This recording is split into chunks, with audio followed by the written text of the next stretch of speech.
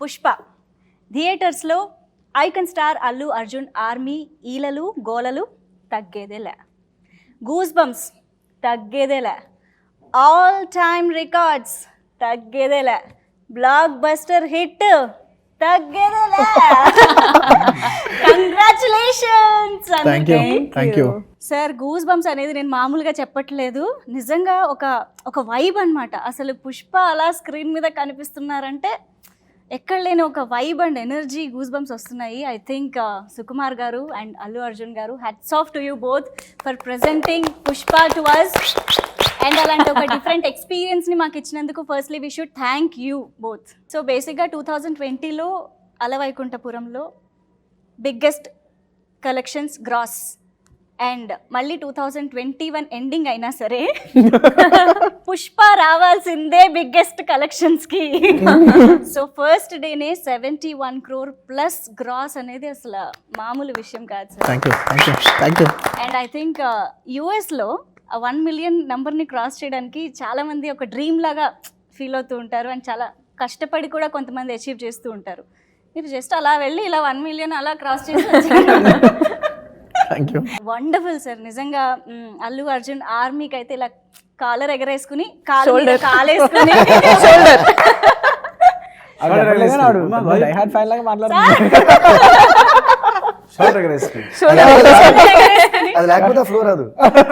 కాదు, ఎయిటింగ్ రూమ్ దగ్గర మన అసిస్టెంట్ దగ్గరికి వచ్చి అంటాడు, సార్ మీరు అంటే అది ఫ్యాను సార్, మీరు ఫ్యాన్స్కి చాలాసార్లు కాలర్ ఎగరేసుకునే సినిమా ఇచ్చారు సార్, ఇది మాత్రం షోల్డర్ ఎగరేసుకునే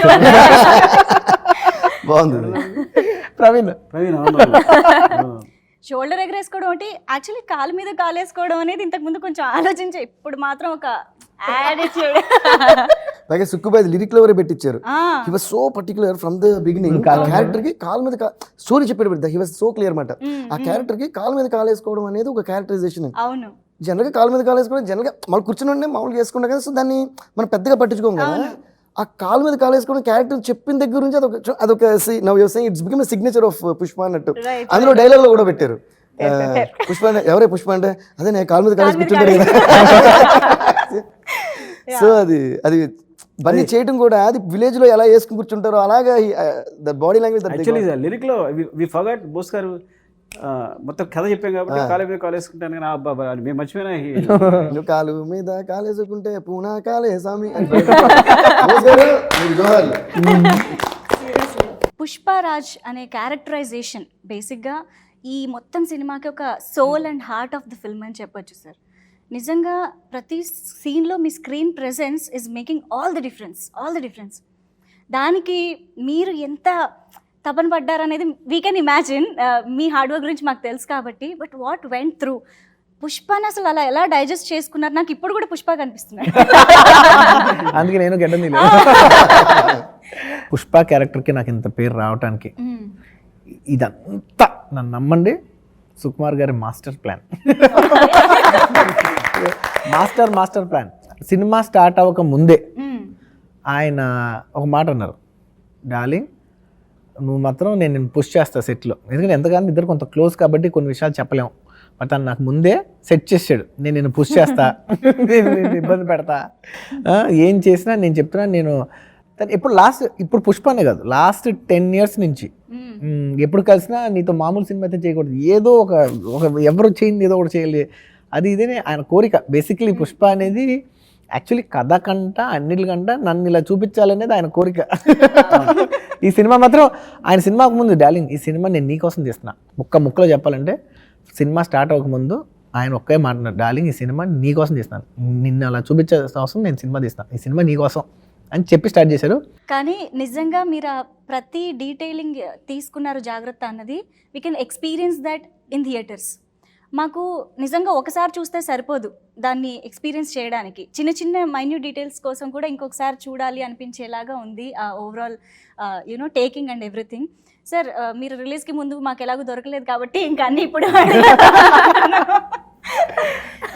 ఫస్ట్ ఆఫ్ ఆల్ మీ ముగ్గురి కాంబినేషన్ ఆర్య 2 తర్వాత రిపీట్ అవుతుంది అంటేనే మాకు అదొక ట్రీట్.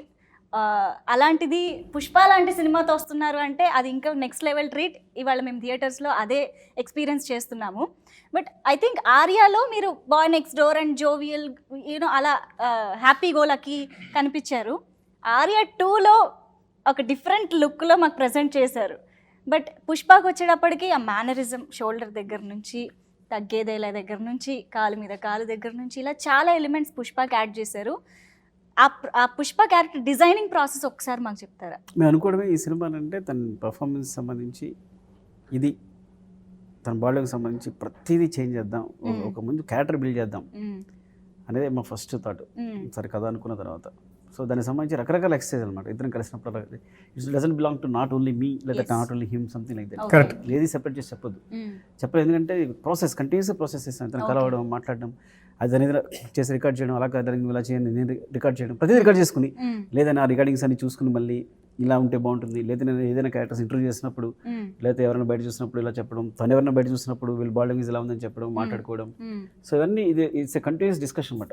ఐ థింక్ చాలా సందర్భాలు జరిగింది. అవన్నీ రికార్డ్ చేసుకుని వీడియోస్గా పెట్టుకుని మళ్ళీ అబ్జర్వ్ చేసుకుని ఈవెంట్ లైక్ దట్. అండ్ మీరు అడిగిన దానికి టెక్నికల్గా చెప్పాలంటే అది క్యారెక్టర్లో దిగ రాకముందు టెక్నికల్గా చెప్పాలంటే లుక్ సెట్ చేయడం కోసం మాత్రం ఐ థింక్ ఒక 4 times 3 times ఫోటోషూట్. అంటే ఫోటోషూట్ ప్రతి ఫోటోషూట్ చేయడానికి 2 days, అంటే 2 full days. మార్నింగ్ నుంచి లుక్స్ మేకప్ వేస్తూ ఉంటారు, రకరకాలు వేస్తూ ఉంటారు. అది ఒకసారి చేసాం. ఫస్ట్ వీడియోస్ ఉన్నాయి కదా, అన్నీ ఉన్నాయి, అన్ని పిక్చర్స్ వీడియోస్ అన్నీ ఉన్నాయి. యాక్చువల్లీ పిక్చర్స్ వీడియోస్ బోల్డ్ ఉన్నాయి. ఆ టెస్ట్ షూట్ చేసింది, ఒక టెస్ట్ షూట్ చేసాం. అలాగా 4 టెస్ట్ షూట్ చేసాం to get that exact metre. అంటే మచ్చ పెట్టాలా, ఎంత సైజ్ ఉండాలి, ఇది మరీ ఎక్కువైపోయింది, ఇది మరీ తక్కువ అయిపోయింది, ఇది కనపట్ల, ఇంతైతే కరెక్ట్, ఇది క్లోజర్. సో ప్రతి డీటెయిల్ మీరు ఫేస్ మీద మచ్చ అవచ్చు, కలర్ అవ్వచ్చు, టింట్, ఇది మరీ డార్క్ అయిపోయింది, ఇది మరీ ఫేక్ ఉంది, ఫేస్ మీద టెక్స్చర్ ఏంటి ప్లేన్ ఉంటుంది, అది కాకుండా ఫేస్ మీద ఒక టెక్స్చర్ ఉంటుంది, స్మూత్ కాకుండా ఉంటుంది. సో ఇట్లా ఓవరాల్ గా అండ్ ఈవెన్ తన నీల్స్ దగ్గర నుంచి ఒకళ్ళని ఎప్పుడైనా వదిలేసినా నేను స్టార్ట్ అయిపోతున్నా సరే తను హాఫ్ చేసి పెట్టుకుంటాడు, మళ్ళీ తీసుకొచ్చి అన్ని పెట్టుకుని. అంటే ఇది రివర్స్ అనమాట యాక్చువల్గా. డార్లింగ్ అది కనిపించలేదు డార్లింగ్ అంటే ఇలా లేదు, మళ్ళీ ఇలా అంటుంటే టెక్స్చర్ చాలా బాగా కనిపిస్తుంది.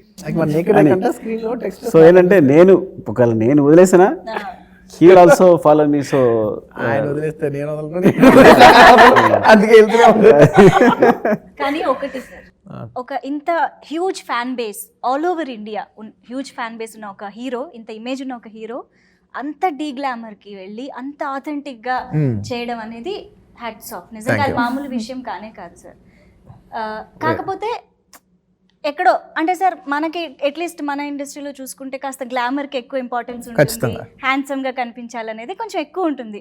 మీకు ఎక్కడైనా అనిపించిందా ఆడియన్స్ ఎలా రిసీవ్ చేసుకుంటారు, ఇది క్యారెక్టర్కి ఎంత ప్లస్ అవుతుందా, మీకేమనిపించింది అసలు while going through the look? నేను అదే యూఎస్పీ కింద అనుకుంటున్నా. ఎందుకంటే నేను ఇన్నాళ్ళు చూస్తుంటే నా చిన్నప్పటి నుంచి ఒక ఫిలిమ్స్, ఎస్పెషలీ మన తెలుగు ఫిలిమ్స్కి వచ్చేసరికి ఒక వ్యాక్యూమ్ ఉంది. హీరో అంటే ఎంత దిగినా కూడా ఇంకా ఈ లెవెల్ మించి దిక్కకూడదు, ఇలా చేస్తే జనాలు చూడరు, ఇలా కొన్ని మిత్స్ ఉన్నాయి. సుకుమార్ గారు నేను దాని గురించి చాలాసార్లు మాట్లాడుకున్నాం. ఇది రంగస్థలం బిఫోర్ నుంచి మాట్లాడుకుంటూ ఉన్నాం.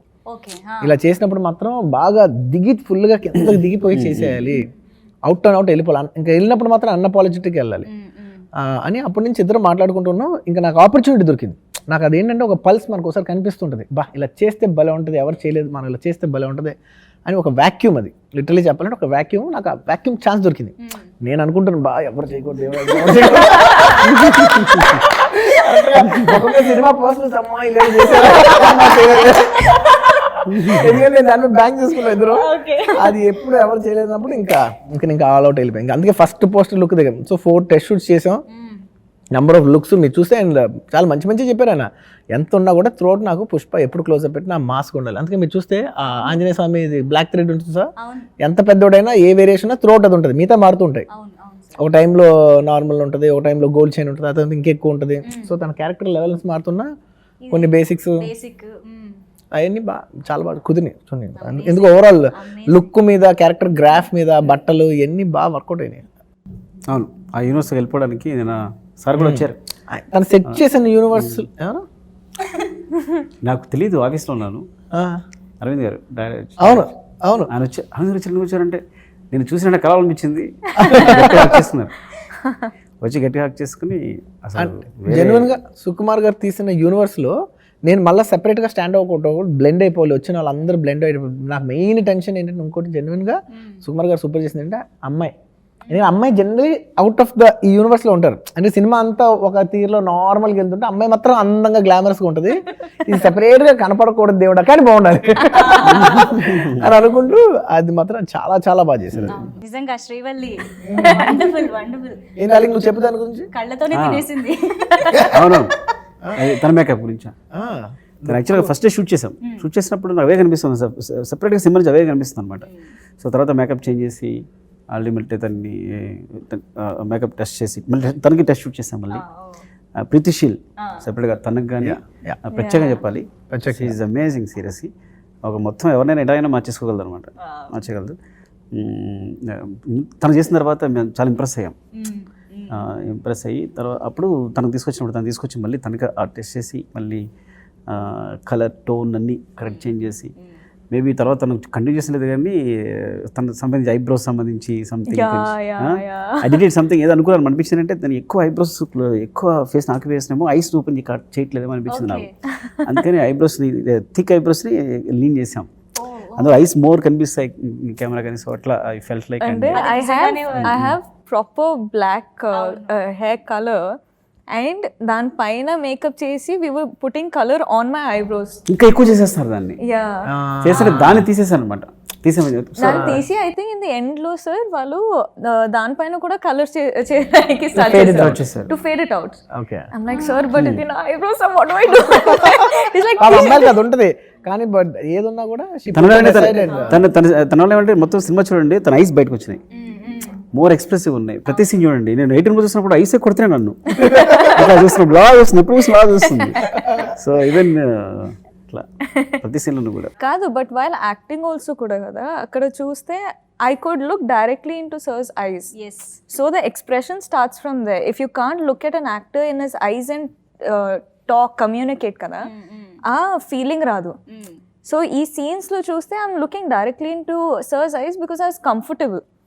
అంటే ఈ రోల్లో ఇలాంటి కంఫర్ట్ ఉండాలి, it's both of us you know. So I was looking into sir's eyes and I was talking.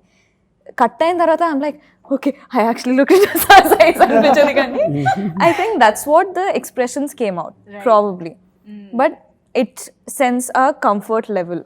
So no absolutely ఆ సరుకు పంపించే ప్రాసెస్ కానీ ఎవ్రీథింగ్, ఆ వెనకాల మీరు వేసిన స్కెచ్లు ఉన్నాయి చూసారు సార్, అసలు నెక్స్ట్ లెవెల్. ఇది మాకు చూడడానికి ఎంత బాగా అనిపించిందో, అసలు ఎంత ఎంగేజింగ్గా అనిపించిందో, రాయడము దాని గురించి ఆలోచించడం వెనుక కూడా అంత కష్టం ఉందని అర్థమవుతుంది sir.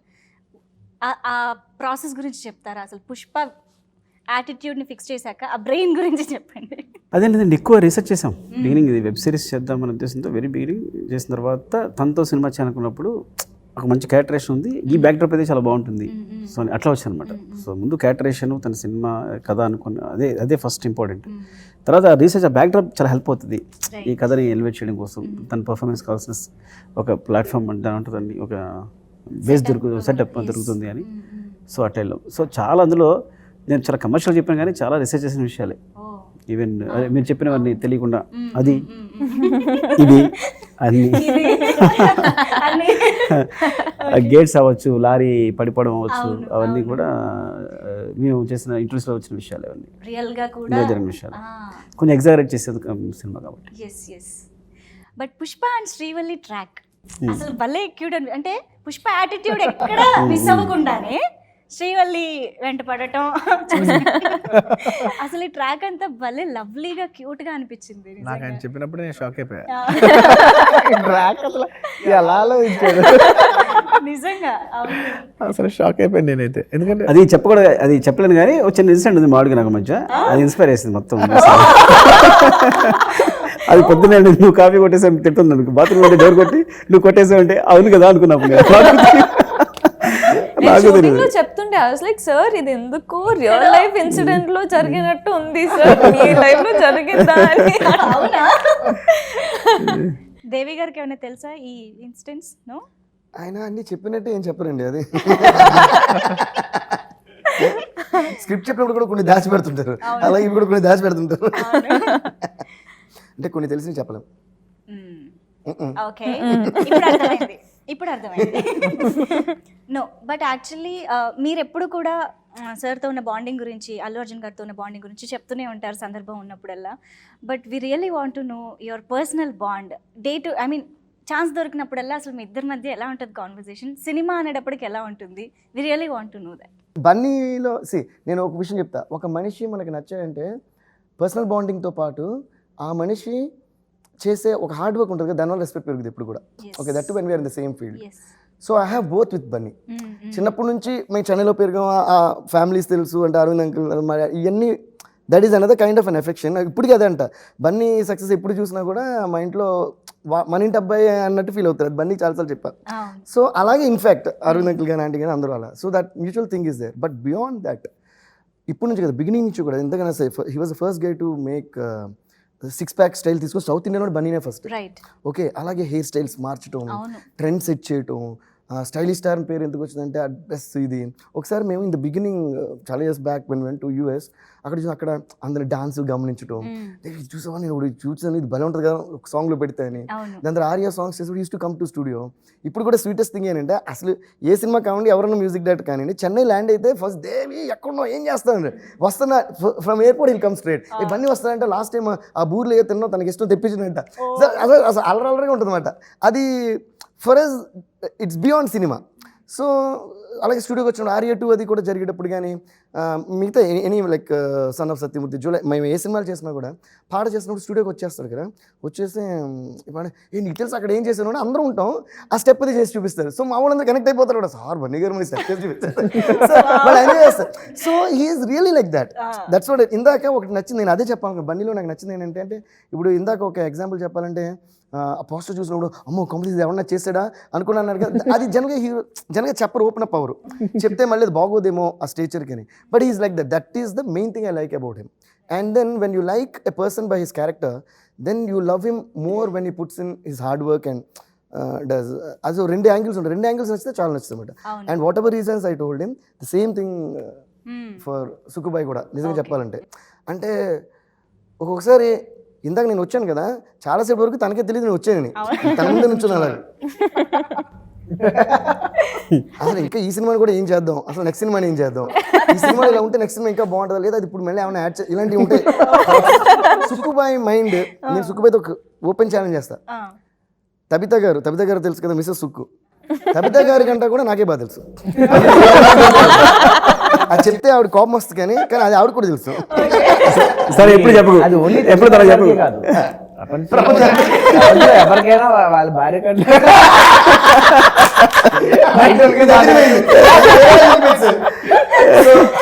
Anyways jokes apart. So that's what I respect lot about Bunny అన్నమాట. అండ్ సుక్కుబాయ్ ఈ కథకు వస్తాను నేను. పుష్ప కథ మాకు నరేట్ చేసినప్పుడు ఒక డిస్క్రిప్షన్ ఇచ్చారు. అందులో బన్నీ ఎలా ఉంటాడంటే అంటే we have seen Bunny with muscles, 6-pack, stylish అన్నీ చూస్తాం కదా, కానీ అసలు మురికిగా ఇలాగే చెప్పారు ఫస్ట్. ఆ మురికిగా, ఆ రగ్గెడ్గా, ఆ జుట్టు ఇలాగా, దాని తర్వాత ఇది కూడా మజిలీగా కాకుండా కొంచెం కూలీలు ఉంటారు చూసా, వాళ్ళు టఫ్గా ఉంటారు కానీ బక్కగా. సో మీ అందరికీ పోస్టర్ చూసినప్పుడు ఒక షాక్ వచ్చింది కదా, నాకు మాత్రం సెకండ్ టైం చూసినట్టుంది పోస్టర్. సో అంత క్లియర్గా ఎక్స్ప్లెయిన్ చేసి దాన్ని అంత బాగా he got it in to life. నేను ఫస్ట్ పోస్ట్ చూసి ఇద్దరికి ఫోన్ చేసి అదే చెప్పా, బన్నీ నాకు చూసిన అప్పుడు that whole thing I told మాట. సో ఒక డైరెక్టర్కి ఒక యాక్టర్కి ఆ సింక్ ఉంటే then definitely magic like this will happen. Yeah. Last but not the least, part 2 గురించి నాకేదో లైట్లే సార్, నాకు పార్ట్ 1 కదే అని 20 నిమిషాలు చెప్పారు. నాకు తెలుసు అదిరిపోతుంది, తగ్గేదిలే. ఒక్క విషయం అంతా చెప్పగలను, పార్ట్